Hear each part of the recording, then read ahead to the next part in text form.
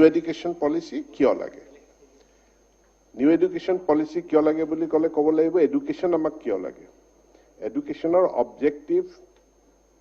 মোৰ দৃষ্টিভংগীত এক নম্বৰ অবজেক্টিভটো হ'ল সোসাইটিখনক ডিসিপ্লিন কৰা দুই নম্বৰ অবজেক্টিভ হ'ল সোসাইটিখনক এক নলেজ বেসড সোসাইটি কৰা তিনি নম্বৰ অবজেক্টিভটো হ'ল এমপ্লয়মেন্ট প্ৰদান কৰা আৰু তাৰ কাৰণে নিউ এডুকেশ্যন পলিচিৰ যি মূল তাৰ লক্ষ্য উদ্দেশ্যত কোৱা হৈছে যে এই এডুকেশ্যন পলিচিটো ইন্ডিয়া সেন্ট্ৰিক হ'ব আমি ইনহেৰিট কৰিছিলো ব্ৰিটিছৰ পৰা এটা সিস্টেম সেই কাৰণে প্ৰয়োজন হৈছে ইন্ডিয়া সেন্ট্ৰিক এডুকেশ্যন সিস্টেম এটা দ্বিতীয়তে এই নিউ এডুকেশ্যন পলিচিটো হ'ব লাগে ষ্টুডেন্ট সেন্ট্ৰিক যে ছাত্ৰ ছাত্ৰীৰ সুবিধা হোৱাকে আৰু তিনি নম্বৰ কথাটো হ'ল যে two transform Indian society into a knowledge-based, vibrant society. এই লক্ষ্য উদ্দেশ্যলৈ নিউ এডুকেশ্যন পলিচি আহিছে আৰু এই নিউ এডুকেশ্যন পলিচিত মই খুব কম কথাৰে আপোনালোকে জানিব বিচৰা কথা কেইটামান ক'ব বিচাৰিম যে এতিয়া আমি অংগনবাদী কেন্দ্ৰত শিক্ষা প্ৰদান কৰিব বিচাৰিছো কোৱা হৈছে যে ছাত্ৰ বা ছাত্ৰীৰ শিশুৰ মগজুৰ বিকাশ এই 6 বছৰ আগৰ সময়খিনিতে হয় কিন্তু ইয়াত যি শিক্ষা সামৰি ল'ব বিচৰা হৈছে অংগনবাদী কেন্দ্ৰত এটো কেৱল পাঠ্যপুথিৰ শিক্ষা নহয় ইয়াত কোৱা হৈছে যে চাৰিটা ডিপাৰ্টমেন্টে একেলগ হৈ এই আৰ্লি চাইল্ডহুড বা 3 বছৰৰ পৰা 6 বছৰ বয়সৰ এই সময়ছোৱাত এটা ইন্টাৰভেনশন কৰিব এই চাৰিটা ডিপাৰ্টমেন্ট হ'ল social welfare department health department tribal affairs department আৰু এডুকেশ্যন ডিপাৰ্টমেন্ট স্বাস্থ্য মগজুৰ বিকাশ হয় বহুখিনি নিৰ্ভৰ কৰে পুষ্টিৰ ওপৰত গতিকে উপযুক্ত পুষ্টিৰ যোগান দিয়া আৰু বৌদ্ধিক বিকাশ মগজুৰ বিকাশৰ কাৰণে ছাত্ৰ বা ছাত্ৰীসকলক সহায় কৰা এটো অবজেক্টিভ মিনিষ্ট্ৰি অফ ট্ৰাইবেল এফেয়াৰ্সক ইয়াত এই কাৰণেই ৰখা হৈছে যে সৰ্বভাৰতীয় প্ৰেক্ষাপটত জনজাতীয় অঞ্চলবিলাকত এটা ডাঙৰ কনসাৰ্ন আছে যে শিশুসকলৰ বিকাশত মগজুৰ বিকাশত পুষ্টিকে লৈ বিভিন্ন ধৰণৰ ইস্যু তাত আছে আৰু সেই কাৰণে কেন্দ্ৰীয় চৰকাৰে এই ট্ৰাইবেল এফেয়াৰ্স মিনিষ্ট্ৰিকো ৰাখিছে আৰু এই চাৰিটা ডিপাৰ্টমেন্ট লগ হৈ পৰিকল্পনা প্ৰস্তুত কৰিব যেটো কাম ইতিমধ্যে আমি আৰম্ভ কৰিছো নতুন মানে এই এডুকেশ্যন পলিচি এই পলিচিটো এনেকুৱা নহয় যে এটো আমি এই বছৰ আৰম্ভ কৰিলো 22 বা এই বছৰে আমি ইয়াক ইমপ্লিমেন্ট কৰিলো বুলি কৈ দিব পাৰো ইয়াৰ বিভিন্ন টাইমলাইন আছে সেই টাইমলাইনটো 2020ত এটো সাবমিট কৰাৰ পাছত 21ৰ পৰা 2040 লৈকে ইয়াৰ টাইমলাইন আছে গতিকে 2040 লৈকে আমাৰ বিভিন্ন মাইলস্টোন আছে এই মাইলস্টোন বিলাক পৰ্যায়ক্ৰমে আমি এচিভ কৰিব লাগিব আৰু পৰ্যায়ক্ৰমে যেতিয়া এচিভ কৰিব লাগিব আমিও পৰ্যায়ক্ৰমে কি ব্যৱস্থাবিলাক গ্ৰহণ কৰিম আৰু এই পৰ্যায়ক্ৰমে গ্ৰহণ কৰিবলৈ যাওঁতে প্ৰথম আমি ইতিমধ্যে আপোনালোকে গম পায় যে আমি বিদ্যালয় শিক্ষাৰ ওপৰত বিদ্যালয় অৰ্থাৎ ক্লাছ মানে ক খ গৰ পৰা 12 লৈকে এই যেটুক আমি বিদ্যালয় শিক্ষা বা স্কুল এডুকেশ্যন বুলি কৈছো ইয়াৰ ৰিষ্ট্ৰাকচাৰিংটো আমি এতিয়া ঘোষণা কৰিছো কাৰিকুলাম বা যি পাঠ্যক্ৰম আছে পাঠ্যক্ৰমৰ হাল হলনি হ'ব ছাত্ৰ ছাত্ৰীৰ যি পাঠ্যক্ৰমৰ বুজা আছে এই বুজাটো পাতলাব কৈছে নতুন শিক্ষা নীতি 15 কেজিৰ কেৰি বেগৰ পৰা আহি যিখিনি কোৰ প্ৰয়োজনীয় সেই প্ৰয়োজনীয় বিকাশখিনিত নতুন এডুকেশ্যন পলিচিয়ে গুৰুত্ব দিবলৈ কৈছে আৰু national council of educational research and training তেওঁলোকে এই কাৰিকুলামৰ ওপৰত মানে শেষ পৰ্যায়ত তেওঁলোক আহি উপনীত হৈছে যাৰ ওপৰত ভিত্তি কৰি যেটো গৃহীত হোৱাৰ লগে লগে আমি এছচিআৰটিও আমি এক্সাৰসাইজ কৰি আছো আৰু এছচিআৰটি তৰফৰ পৰা কাৰিকুলামৰ যিখিনি প্ৰয়োজনীয় হাল হলনি কৰিব লগা আছে এই হাল হলনিখিনি আমি কৰি পেলাম ইয়াত আমাৰ প্ৰশাসনিক দিশত যেটো হলনি কৰিব লগা আছে হেতু আপোনালোকে গম পায় যে বঙাইগাঁও কেবিনেটে এপ্ৰুভেল দিলে যে আমি আমাৰ এলিমেন্টাৰী এডুকেশ্যন আৰু সেকেন্ডাৰী এডুকেশ্যন যি আছিল তাক আমি পুনৰ বিন্যাস কৰিছো আৰু পুনৰ বিন্যাস কৰি আমি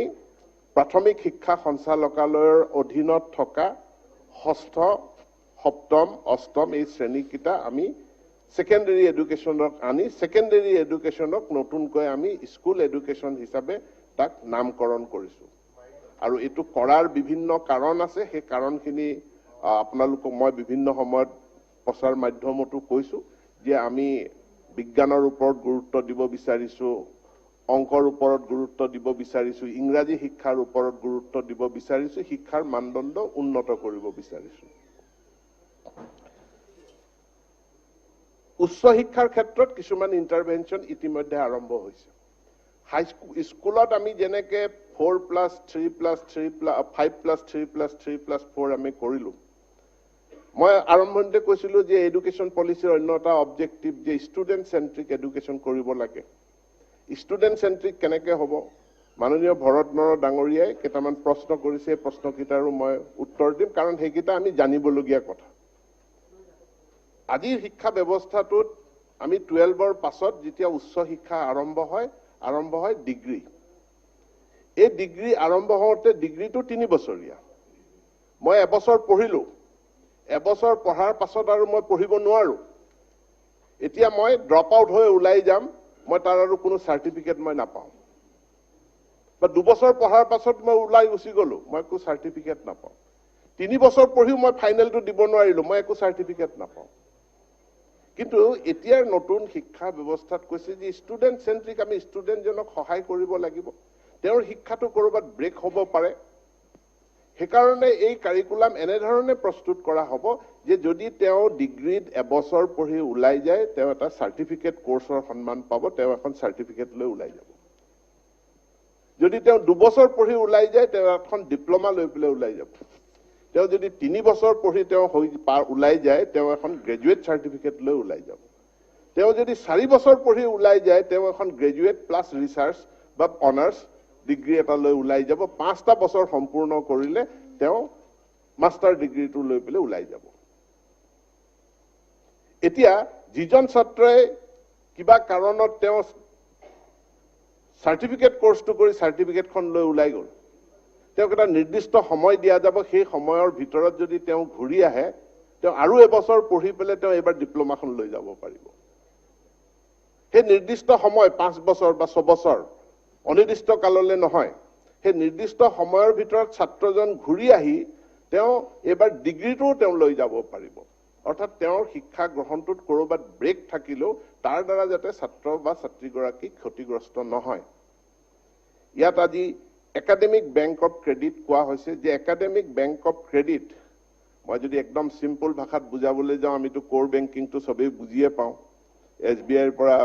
HDFC লৈ আমি পইচাটো ট্ৰান্সফাৰ কৰি দিব পাৰো এটা ক্লিকতে আমি ট্ৰান্সফাৰ কৰি দিব পাৰো আজি ইউনিভাৰ্সিটি বিলাকৰ মাজত কোলাবোৰেচন হ'ব ইউনিভাৰ্সিটি বিলাকৰ মাজত কোলাবোৰেচন হোৱাৰ কাৰণে তেওঁৰ পাঠ্যক্ৰমৰ তেওঁ কোনোবা এটা সাবজেক্ট বা টপিকৰ ক্ৰেডিট এখন বেলেগ বিশ্ববিদ্যালয়ত গ্ৰহণ কৰি নিজৰ যি পেৰেন্ট বিশ্ববিদ্যালয় আছে পেৰেন্ট বিশ্ববিদ্যালয়ত হেতু সংযোগ কৰিব পাৰিব অৰ্থাৎ তেখেতৰ এটা একাডেমিক বেংক একাউণ্ট থাকিব সেই একাডেমিক বেংকত তেওঁ গুৱাহাটী ইউনিভাৰ্সিটিত এটা টপিকত তেওঁ অধ্যয়ন কৰি আছে আৰু তাৰ লগে লগে বা তাৰ পাছত তেওঁ এটা ব্ৰেক লৈ পেলে তেওঁ ডিব্ৰুগড় ইউনিভাৰ্সিটিত গৈ পেলে এটা বেলেগ টপিক যেটো গুৱাহাটী ইউনিভাৰ্সিটিত নাই এই টপিকটো তেওঁ ডিব্ৰুগড় ইউনিভাৰ্সিটিত অধ্যয়ন কৰি তাত তেওঁ এটা ক্ৰেডিট ললে আৰু ডিব্ৰুগড় ইউনিভাৰ্সিটিৰ পৰা সেই ক্ৰেডিটটো গুৱাহাটী ইউনিভাৰ্সিটিলৈ ট্ৰান্সফাৰ হৈ আহিব আৰু ট্ৰান্সফাৰ লৈ আহি তেওঁ যেতিয়া সাৰ্টিফিকেট পাব বা তেওঁৰ ক্ৰেডিট তৃতীয় এখন বিশ্ববিদ্যালয়ে যেতিয়া চেক কৰিব সেই তৃতীয় বিশ্ববিদ্যালয়খনে একেলগে যেহেতু তেওঁ 5 পইণ্ট ডিব্ৰুগড়ৰ পৰা পাইছে 5 পইণ্ট গুৱাহাটীৰ পৰা পাইছে পাছে 10 এই তৃতীয় বিশ্ববিদ্যালয়খনে তেওঁৰ এই 10 পইণ্টক তেওঁক স্বীকৃতি দিব যাতে ষ্টুডেন্ট গৰাকীৰ সহায়ক হয় মাল্টিডিসিপ্লিনাৰী এডুকেশনাল ইনষ্টিটিউশন বিলাক হ'ব গুৱাহাটী মানে IITৰ আপোনালোকে গুগল কৰিও তাৰ কোৰ্স বিলাক যদি চাই IIT মানে আমি কি বুজো IIT মানে আমি বুজি পাওঁ যে এটো ইন্ডিয়ান ইনষ্টিটিউট অফ টেকনলজি গতিকে এটো এটা হায়াৰ লেভেলৰ ইঞ্জিনিয়াৰিং ইনষ্টিটিউট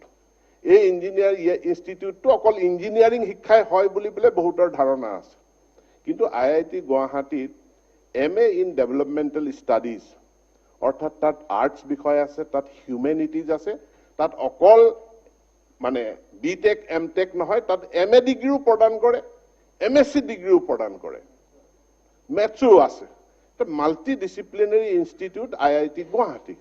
তো আজি আমাৰ যিবিলাক ইনষ্টিটিউচন আছে সেই ইনষ্টিটিউচন বিলাক প্ৰত্যেকটো ইনষ্টিটিউচনৰ স্কোপ অফ ষ্টাডিজ যাতে মেডিকেল পঢ়া মানুহ এজনৰ যদি তাৰ আৰ্টছ কিবা ফেকাল্টি আছিলেও তেওঁৰ যদি প্ৰতিভা আছিলো তেওঁৰ যদি কমাৰ্চৰো কোনো প্ৰতিভা আছিল সেইখিনিৰ পৰা তেওঁ সম্পূৰ্ণ আতৰি গৈ পেলাই এটা বেলেগ চিকিৎসা ব্যৱস্থাৰ মাজত সোমাই যায় সোসাইটিৰ পৰা বহু পৰিমাণে ডিটেষ্ট হৈ যায় তো সোসাইটিক প্ৰয়োজনীয় সকলোবিলাক বিষয়ৰ লগত তাৰ যাতে সংস্পৰ্শ থাকে আৰু প্ৰয়োজন অনুসাৰে যাতে অধ্যয়ন কৰিব পাৰে তাৰ কাৰণে এই মাল্টি ডিসিপ্লিনাৰী ইনষ্টিটিউট বিলাক কৰিব বিচৰা হৈছে আৰু ইয়াৰো কোৰ্স কাৰিকুলাম কেনেকুৱা হ'ব হেতুক লৈ পেলে বিভিন্ন পৰ্যায়ত আলাপ আলোচনা হৈ আছে আমি অসমতো আমি বিভিন্ন পৰ্যায়ৰ আলাপ আলোচনা কৰিছো অহা 28 তাৰিখেও আমি আমাৰ আটাইকেইখন বিশ্ববিদ্যালয় মানে প্ৰাইভেট বিশ্ববিদ্যালয় কেইখনক সামৰি তাৰ যিসকল মাননীয় উপাচাৰ্য আছে সকলোকে লৈ আমি 28 তাৰিখে আলোচনাত বহিম যে আমাৰ ইয়াতে কোৰ্স কাৰিকুলাম কি হ'ব ষ্ট্ৰাকচাৰটো কেনেকুৱা হ'ব এই graduate course post graduate course কেনেকুৱা হ'ব সেইখিনি ৰূপৰেখা প্ৰস্তুত কৰাৰ কাৰণে আমি তেওঁলোকৰ লগতো আমি আলোচনাত বহিম যাতে আমি ষ্টুডেন্ট ফ্ৰেন্ডলি ব্যৱস্থা এটা আমি দিব পাৰো ক্লাষ্টাৰ কলেজ বা ইউনিভাৰ্সিটিৰ কথা কৈছে অটোনমাস কলেজৰ কথা কৈছে এতিয়া ইউনিভাৰ্সিটি আমাৰ ইয়াত যেটো কনসেপ্ট আছে ইউনিভাৰ্সিটিৰ ৰোল কি আমাৰ ইয়াত ইউনিভাৰ্সিটি এখনৰ অধীনত কলেজ বিলাক থাকে কলেজ বিলাকক কওঁ এফিলিয়েটেড শব্দটোৰ অৰ্থ হ'ল যে কলেজ বিলাক ইউনিভাৰ্সিটিৰ নহয় এই কলেজ বিলাকৰ ইউনিভাৰ্সিটিৰ নহয় কিন্তু এই কলেজ বিলাকৰ ডিগ্ৰী প্ৰদানটো ইউনিভাৰ্সিটি বিলাকৰ হাতত থাকে গতিকে মেইনলি ইউনিভাৰ্সিটিৰ কামটো হ'ল পৰীক্ষা পাতা আৰু পৰীক্ষা পাতাৰ পাছত ডিগ্ৰী দিয়া অন্য ধৰণৰ দায়বদ্ধতা নাথাকে যেতিয়া আমি কনস্টিটুৱেন্ট কলেজ বুলি কওঁ সেইখন কনস্টিটুৱেন্ট কলেজখন হ'ল ইউনিভাৰ্সিটিখনৰ নিজা কলেজ যোৱাকালি পৰহি আমি যেতিয়া মহাপুৰুষ শংকৰদেৱ ইউনিভাৰ্সিটি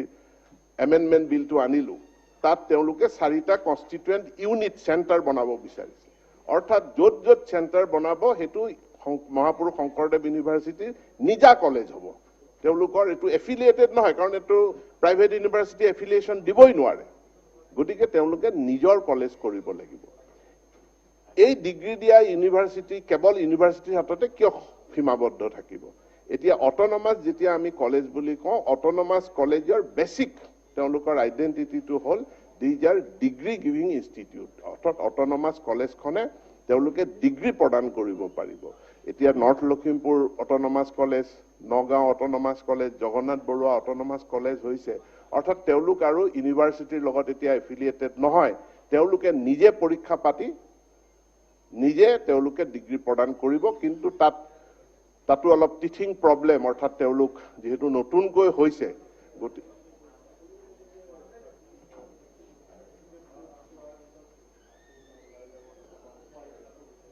মাইকটো এটো তাৰমানে সিস্টেমটোত multiple exit and multiple entry and multiple exit হেতুকে কোৱা হৈছে যে আমি আজি ধৰি লওক যেতিয়া ডিপ্লোমা কৰি পেলে আকৌ ডিগ্ৰীও কৰিব পাৰে তেওঁ মাজত সোমাই যায় লেটাৰেল এন্ট্ৰি বুলি কৈ দিও অৰ্থাৎ এই যে মাল্টিপল এন্ট্ৰি এক্সিট তেওঁৰ ডিগ্ৰী কোৰ্সত পোষ্ট গ্ৰেজুৱেট কোৰ্সত বিভিন্ন পৰ্যায়ত তেওঁৰ এতিয়া আমাৰ কথাটো হ'ল যে এতিয়াৰ সিস্টেমটো হ'ল আপুনি ফাৰ্স্ট ইয়াৰতে সোমাব লাগিব কিন্তু এই নতুন এডুকেশন সিস্টেমত আপোনাৰ কোৱালিফিকেশন আপোনাৰ পাষ্ট মানে হেৰিৰ ওপৰত বেস কৰি আপুনি ডাইৰেক্ট সেকেন্ড ইয়াৰটো সোমাব পাৰিব বা আপুনি ডাইৰেক্ট থাৰ্ড ইয়াৰটো সোমাব পাৰিব যদি আপোনাৰ ডিপ্লোমা কোৰ্সটো কৰিয়ে থোৱা আছে কিন্তু এই গুটেই কথাখিনি মই ধাৰণামূলক আপোনাক কথা কৈছো কাৰণ ইয়াৰ চূড়ান্ত ৰূপটো অহা 28 তাৰিখৰ মিটিঙৰ পাছতহে হ'ব চূড়ান্ত কথাখিনি 28 তাৰিখৰ মন্ত্ৰীয়ে যে অটোনমাস যে কলেজবিলাক কৰিলে অটোনমাস কলেজবিলাক কৰিলে তেওঁলোকৰ যেটো আপোনাৰ প্ৰিন্সিপাল আছে বাকিখিনি আছে সেই সকলে ইউনিভাৰ্চিটিৰ পৰা এতিয়া আৰু কোনো ধৰণৰ আপোনাৰ তেওঁলোকৰ লগত যোগাযোগ নাথাকিব নাথাকে। সেই ট্ৰেইনিংখিনি তেওঁলোকক দিলে নে কেনেধৰণে তেওঁলোকৰ কথাবিলাক হ'ল তেওঁলোকেতো এতিয়া সেই ব্যৱস্থাৰে আগতেতো আপোনাৰ তেওঁলোকে কেপাচিটি বিল্ডিং কৰিছে অলৰেডি কৰিছে কাৰণে অট'নমাছটো পাইছে সকলো কলেজে অট'নমাছ কলেজ নাপায় তাত আন্তঃগাঁথনি আছে অন্য ধৰণৰ কেপাচিটি বিল্ডিং আছে নিৰ্দিষ্ট কিছুমান ক্ৰাইটেৰিয়া আছে তাৰ ভিত্তিতহে এই অট'নমাছ কলেজ ষ্টেটাছটো তেওঁলোকে পাইছে এতিয়া চলোৱাৰ ক্ষেত্ৰত এতিয়াও মই জানো নগাঁও মহাবিদ্যালয় তেওঁ গুৱাহাটী ইউনিভাৰ্চিটিয়ে সহায় কৰি আছে মানে হ্যান্ড হোল্ডিং এটা পৰ্যায়লৈকে এটা হ্যান্ড হোল্ড কোনোবা ইউনিভাৰ্চিটি কৰিব লাগিব ফাইনেলি তেওঁলোক ইণ্ডিপেণ্ডেণ্ট হৈ যাব ফাইনেলি এই কলেজখিনি ইণ্ডিপেণ্ডেণ্ট হৈ যাব 30% নিজা সমল ব্যৱহাৰ ল'ব পাৰে নিজা সমলটো কি কৈছে নিজা সমল ৰিসোৰ্সও মানে ব্যৱহাৰ কৰিব পাৰে কি ক'ব বিচাৰিছে নিজা সমল মানে তেওঁলোকে যদি আমি খবৰ বহু মহাবিদ্যালয় তেওঁলোকে তেওঁলোকৰ নিজস্ব ৰিসোৰ্স নিজস্ব ৰাজহ কেৱল চৰকাৰৰ ওপৰত ডিপেন্ডেন্ট নোহোৱাকে বা কেৱল ষ্টুডেন্টৰ ফিজৰ ওপৰত ডিপেন্ডেন্ট নোহোৱাকে নিজা সমল সৃষ্টি কৰিব লাগে মই বকু মহাবিদ্যালয় আছে বকু মহাবিদ্যালয় খুব সুন্দৰ ৰাবাৰ খেতি কৰিছে বহু পইচা তেওঁলোকে উপাৰ্জনও কৰিছে তেনেকৈ বহু কেইখন মহাবিদ্যালয় আছে তেওঁলোকে নিজস্ব ৰিসোৰ্স তেওঁলোকে ডেভেলপ কৰিছে যাতে কলেজখন সেলফ সাস্টেইনিং হ'ব পাৰে সেই কথাখিনি অট'নমাছ কলেজৰ লগত আছে যেটো মাননীয় ভৰত নৰহ ডাঙৰীয়াই জানিব বিচাৰিছিলে যে ক্লাষ্টাৰ ইউনিভাৰ্চিটি বহু ঠাইত 4-5খন কলেজ মিলি পেলে এখন ইউনিভাৰ্চিটি হ'ব পাৰে 4-5খন কলেজ মিলি পেলে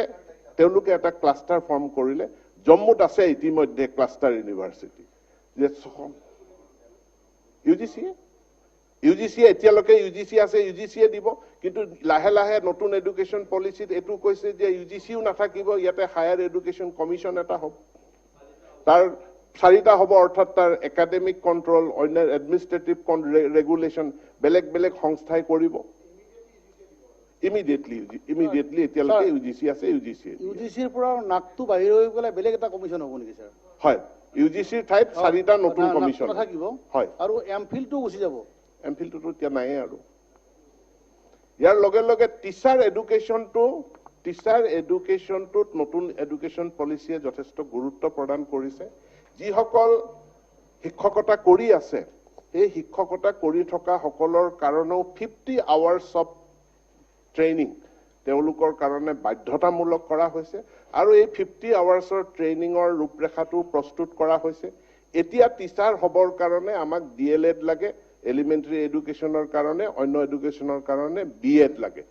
আপোনালোকে শুনি আছে যে এতিয়া বিএডৰ ঠাইত ইন্টিগ্ৰেটেড বিএড হ'ব কিন্তু ইন্টিগ্ৰেটেড বিএড হ'ব আৰু ডিএলএড নাইকিয়া হৈ যাব বুলি কৈছে কোনেও এটোত আতংকিত হ'ব নালাগে ইয়াটো ফেজ মেনাৰত যাব 2030ৰ পাছত ডিএলএড ডিগ্ৰীত ডিএলএডটো আৰু ডিপ্লোমাটো প্ৰয়োজন নহয় বা হেতু কাৰ্যকৰীও নহয় এতিয়া 2030ত যদি পাছত ডিএলএড লৈ কোনেও চাকৰি যদি নাপায় তেনেহলে লাষ্ট এডমিশন ডিএলএডৰ হয়তো 2026 বা 2027 লৈকে হ'ব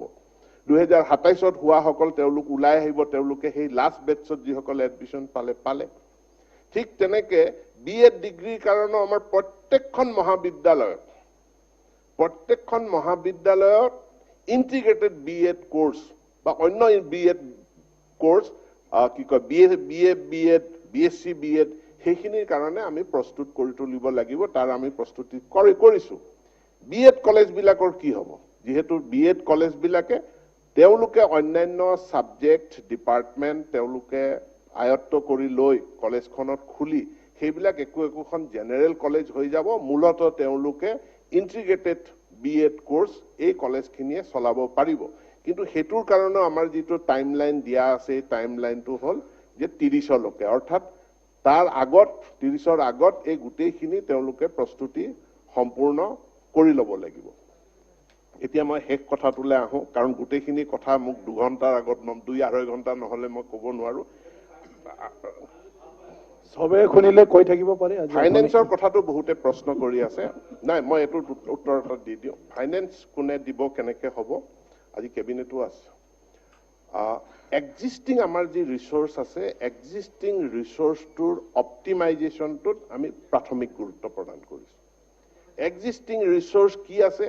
আৰ্লি চাইল্ডহুড এডুকেশ্যনৰ কাৰণে এক্সিষ্টিং ৰিচোৰ্চ আছে অংগনবাদী কৰ্মী অংগনবাদী সহায়িকা তেওঁলোকৰ কাৰণে আপোনালোক কৈ গ'ল প্ৰশিক্ষণৰ ব্যৱস্থা প্ৰশিক্ষণৰ ৰূপৰেখা প্ৰস্তুত হৈ গৈছে যিসকল প্ৰশিক্ষক তেওঁলোকৰ প্ৰশিক্ষণ হৈ গৈছে প্ৰথমটো প্ৰশিক্ষকসকলৰ প্ৰশিক্ষণ হ'ব লাগিব সেই প্ৰশিক্ষণ আমাৰ আৰম্ভ হৈ গ'ল আৰু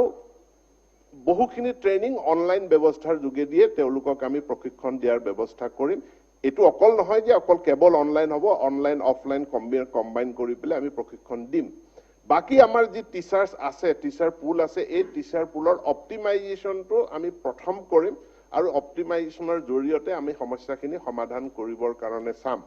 আন্তঃগাঁথনিত ইতিমধ্যে মই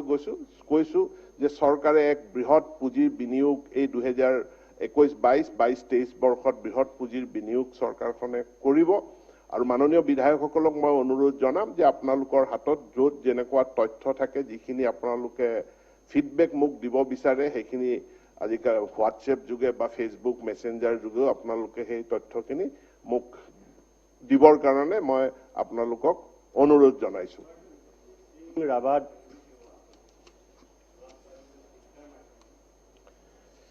শিক্ষাৰ মাধ্যমটোত মই এটা কথা প্ৰথমে স্পষ্ট কৰি দিওঁ সিদিনা গোপীনাথ বৰদলৈ হলতো মই কৈছো যে শিক্ষাৰ বাবে ভাষাটোৰ বাবে শিক্ষা নহয় এই কথাটো আমি ক্লিয়াৰ থাকিব লাগে ছাত্ৰ ছাত্ৰীক শিক্ষাদান কৰিবলৈ আমাক ভাষাটো লাগে ভাষাৰ কাৰণে ছাত্ৰ ছাত্ৰীটো নহয় এই প্ৰিন্সিপল লৈ পেলাই ইতিমধ্যে আমাৰ বিভিন্ন সাহিত্য সভাসমূহৰ লগত আলোচনা অনুষ্ঠিত হৈ গৈছে দুইলানি আলোচনা অনুষ্ঠিত হৈ গৈছে আৰু তেওঁলোকৰ লগত আমি আলোচনা সাপেক্ষে পাঠ্যপুথি প্ৰস্তুতকৰণৰ কাম আমাৰ আগবাঢ়িছে আমি প্ৰত্যেকটো ভাষা আনকি কোনো অঞ্চলৰ এটা কথিত ভাষা আছে সেই কথিত ভাষাটোতো আমি প্ৰথম পৰ্যায়ত প্ৰাক প্ৰাথমিকত তেওঁলোকক শিক্ষা দান কৰাৰ কাৰণে আৰু তাৰ কাৰণে পঠন সামগ্ৰী শিকন সামগ্ৰী প্ৰস্তুত কৰাৰ কাৰণে সকলো কাৰ্য ব্যৱস্থা আমাৰ state council of educational research and training তেওঁলোকে আৰম্ভ কৰিছে তো এই কথাখিনি মই আপোনালোকক জনালো আৰু শিক্ষা ব্যৱস্থাটো ঠিক কৰিব লাগে ইয়াতো আৰু কোনো ৰাজনীতি নাই গতিকে যেনেকে দিগন্ত বৰ্মন ডাঙৰীয়াই কৈছে মই সকলো বিধায়কলৈকে মই প্ৰয়োজনীয় তথ্যবিলাক যোগান ধৰি থাকো আৰু আপোনালোকৰ পৰাও যিখিনি প্ৰয়োজনীয় ফিডবেক থাকে সেই ফিডবেকখিনি মোলৈ মানে সময়ে নহয়